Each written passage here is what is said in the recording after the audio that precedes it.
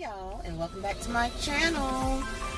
Today I wanted to just tell you a little bit about how our homeschool year ended for the 2018-2019 academic year. All right, let's go.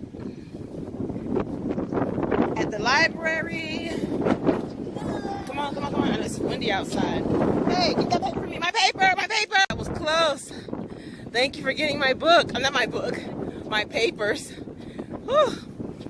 That was like your book log of all the books that you read. Your shirt is up in the front. It's okay. It was your log, and it was the last 3 weeks of your actual log, like your time. Oh my gosh, I know. So I'm gonna grade papers, get all of our administrative stuff done.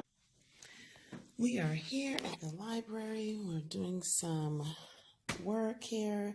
I am simply grading, calculating all of his hours for the month of May. And, you know, when he calculates his hours, he has not been calculating it properly. So I always go back and recalculate his hours for him, the totals. And then I have him compare what my numbers were to what his numbers were. And I also count that as math. So what I'm going to do next year, we're not going to use these sheets for the purpose of calculating hours anymore. I am going to go ahead and invest in some type of online tool or an automatic type of tool, maybe an Excel spreadsheet where he's going to log in his information on a daily basis. And I'm going to also do that for our hours for each day to include by subject. That way we will mitigate the risk of having calculation errors. I'm also checking off all the books that he has read throughout the year. You know, our list was pretty long for the year, but we did not read a lot of the books that I anticipated, but that's okay. And I'm also, you know, going through his paperwork and just making sure I have everything together so I can document his grades, because he does want grades, like I mentioned in another video. So I have to go back and double check. What do you want? Want the chips? Okay. You can't eat the chips out there though. You come in here and eat them. So go ahead and finish. And then if you have a ruler. A ruler? No, I do not have a ruler. Yeah, that's cool. So while we're in the library, I also, you know, allow him to go ahead and take his final exams here in the library, so he has some quiet time to focus, and I am, you know, doing all my administrative homeschool stuff. Let me see what else here. Yeah, I have a lot of calculations to do. Although we had all of this here, we finished everything before this. We're going to finish everything before that date here. This was our final exam week traditionally. Well, not traditionally. It was originally scheduled for this week, but we're a little ahead. So, yeah. So instead of 42 weeks, probably 41 weeks.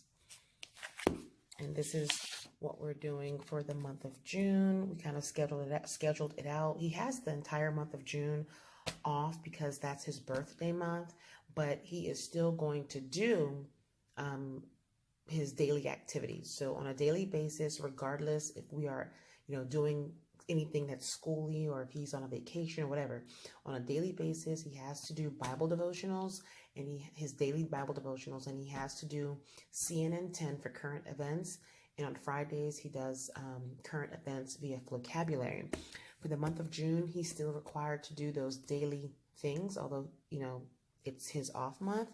But he has decided, instead of going to these summer camps that he normally goes to, which gives him an opportunity to hang out with his school friends, he's decided to opt out of doing that this summer. He's going to do it in the winter and for spring break. He's going to continue doing that. But for the summer, for June, he's decided to take some out school classes. So this is just the courses that he has selected.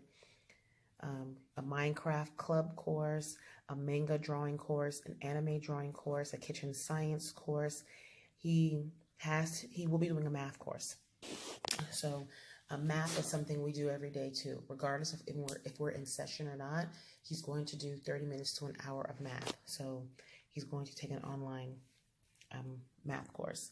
So anytime we have a break, if he's enrolled in any online courses, of course, that's already paid for, so he has to still attend those online courses. And he's decided not to do chess for the month of June because he's in so many different activities anyway.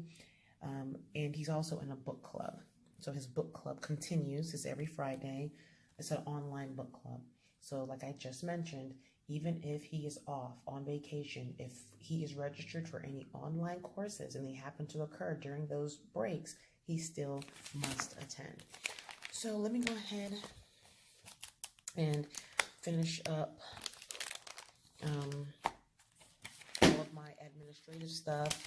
And then I'll do a video that basically talks about, you know, what our end of the year summary looks like in terms of how many hours we had for the year by subject, how many hours were independent, meaning he worked on his own, how many hours were actual instructional hours where I taught him, you know, how many books he actually read, what our plans are for the following year.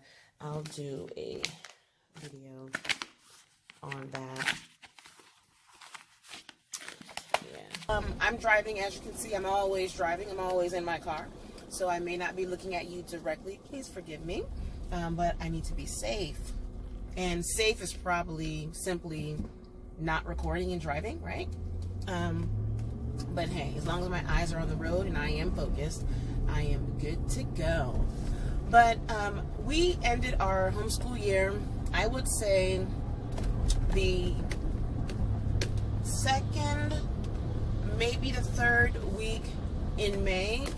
We actually completed what we needed to do in terms of what I set out for us to do in the month of April.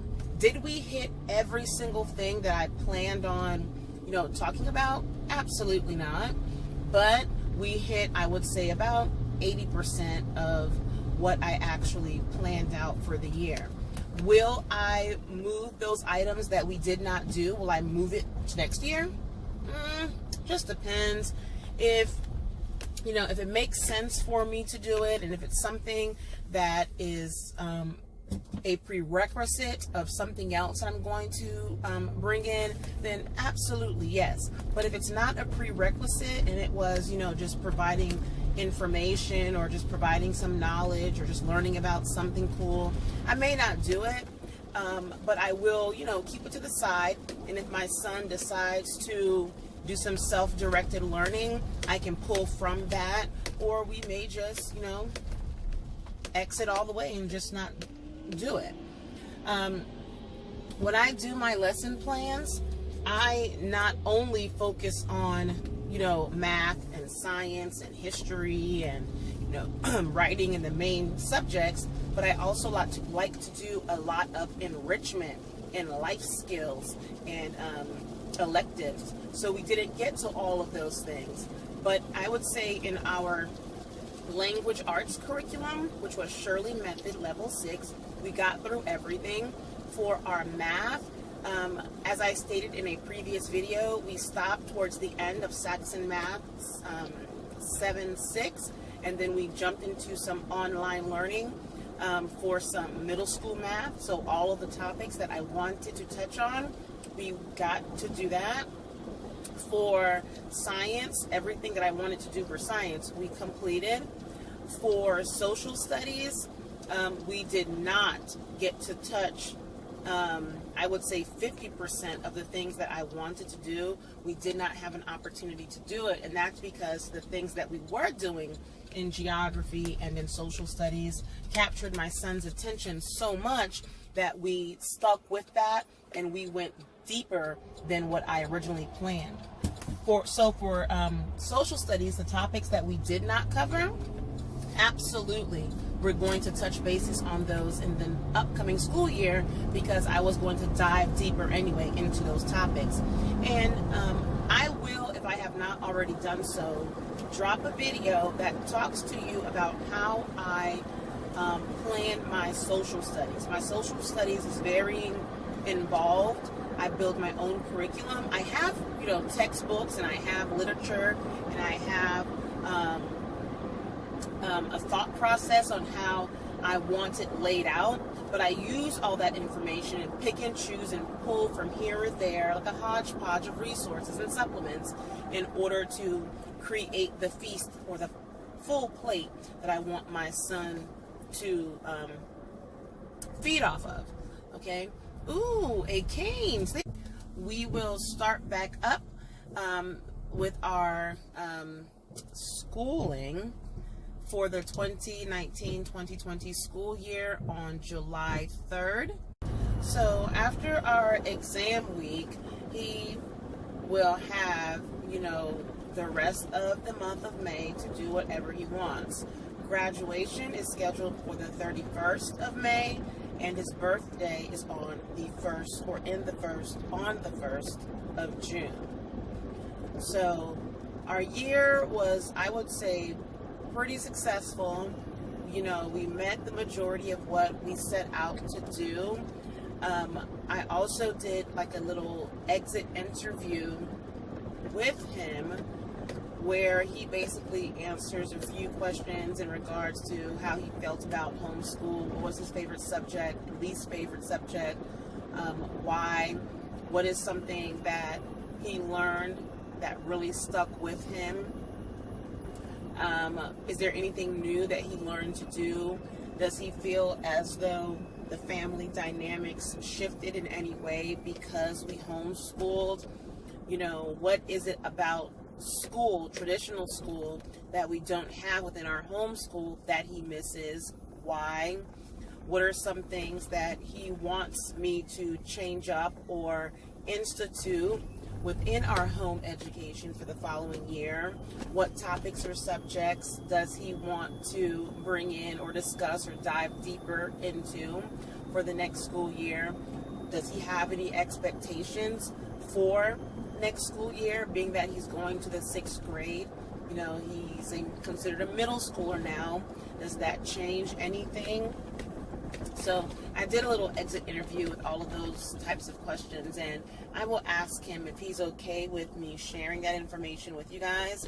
If he is, I will go ahead and do a quick snippet of that exit interview. In terms of what we're going to use next year, we are sticking with Shirley English level 8. We are going to do some of the writing that's within that. We did not do any writing components within Shirley English level 6 this school year, his 5th grade year. I only stuck with the grammar, and I really like it for the grammar. So we're going to, again, stick with it. And level 8 is pretty thick. So we're going to do level 8 his 6th grade year and finish it off his 7th grade year. So we're going to use that book for 2 years. In terms of writing, we're going to stick with Brave Writer. I think I got the next part. I think it's called Faltering. I forgot what it's called. I will put it as a card or put a little blurb here that tells you the name. But we did partnership in writing this year. I did not intend on doing all the projects. They give you 10, I think, projects. I want to say we did 6. The rest he wasn't too interested in. But if he wants to do any of them because he becomes interested in those topics his 6th grade year or 7th grade year or whenever, we'll go ahead and do it. If not, it is what it is. But I got the next one, so that's going to, bring in some writing projects. For writing, we're also going to do writing and rhetoric. So we are going to use writing and rhetoric this school year, or his 6th grade school year. For the writing portion, we are going to do books 1 through 4. Yep, I'm starting with book 1 throughout the school year. And I will do a separate video on the curriculum that I'm naming right now. For math, I decided we are not going to do the art of problem solving pre-algebra. I'm still so disappointed in that. Because my son, he learns best, visually, and he likes to use his auditory skills, and he has no problem in, reading information and comprehending it. However, because Beast Academy's pre-algebra has no audio and it's only chat-based, and they do have visuals, but it's only chat-based. The instructor is teaching you via chat. You are visually looking at the problem. You are chatting your response to the problem. He doesn't like that environment, especially because the art of problem solving involves analytical skills, abstract thinking, and critical thinking skills. It's difficult. He doesn't want that type of learning environment. But I'll, put a card somewhere up here that talks about both Beast Academy and both the art of problem solving. So what I decided to do is we're going to stick with our Saxon Math pre-algebra. If you look back at my video from last year, I talked about what our path will look like for math. I will stick that up here somewhere too. But we're going to stick with pre-algebra Saxon Math, and we are going to do Learn Math Fast. So between Learn Math Fast, we are going to do books 1 through 4. Again, I will do a separate video talking about these new resources that I'm naming. So along with those two things, we are also at the end of the second semester for his 6th grade year, we are going to do an online class for pre-algebra, just to make sure everything that he's learned in the first semester, we bring it all together, and then he has an actual instructor online. There is audio and it's visual, and they provide homework, and I think they also do tests and grades and stuff like that. But we're going to do that portion of it the second semester while continuing Learn Math Fast, and we'll just stop with Saxon Math pre-algebra. My son is calling me, so give me a second. Here we pause. Hello? Hello? All of my lesson planning is pretty much done. So during the summer, meaning specifically during the month of June 2019, I will more than likely post some videos for the curriculum that I'm using for his 6th grade year, how I build my own curriculum, giving some tips of things that I do to make the planning process easier for me, and things of that nature. I will go ahead and share with you. When we start school in July, I may not push out a lot of videos in July because that's our first month starting back up, and we take it a little easy when we initiate the beginning of the school year. So for the first week, maybe we're doing one subject a day, or not one subject a day, I'm introducing a subject a day. So if we're starting on, the 3rd of July, let's say that hit on a Wednesday, we might do math on a Wednesday, and then Thursday we'll do math and English, and then Friday we'll do math, English, and science, however it decides to fall. But that's how we ease into the school year. So after that, we go full throttle. So I will probably share, what our routine and schedule looks like and things of that nature in the month of July. But June, it's all good. It's all easy. There is nothing for him or I to do. I may do some book reviews for you guys. I'm not sure. When I say book reviews, books that I have found to be helpful in helping me in any way, shape, or form in this whole parenting or home education thing. So hopefully you will enjoy those if I choose to do that. I'm saying it now, but life happens, and that may totally change. If you hear the rain, apologies, but it's raining. For social studies, which includes U.S. history, U.S. government, world history, geography, we I do something totally different. I don't have just one curriculum. I have several resources and textbooks that I use as a foundation to build what I want our year to look like. So I will do that in a separate video. I will show you what we're doing. But for his 6th grade year for world history, we are focusing on ancient times. And for U.S. history and government, we are focusing on pre-colonization to 1865. And for geography, geography will be done through history, and we will also utilize literature to walk us through history in using narratives. So again, I will do a separate video, if I have not already done so, on how I pull together and build my own curriculum for social studies. For African American history, or African studies, we are going to do Exploring Africa. So we are going to do a complete, we're going to do a complete study of the continent of Africa, which will take us about 2 years to complete that process.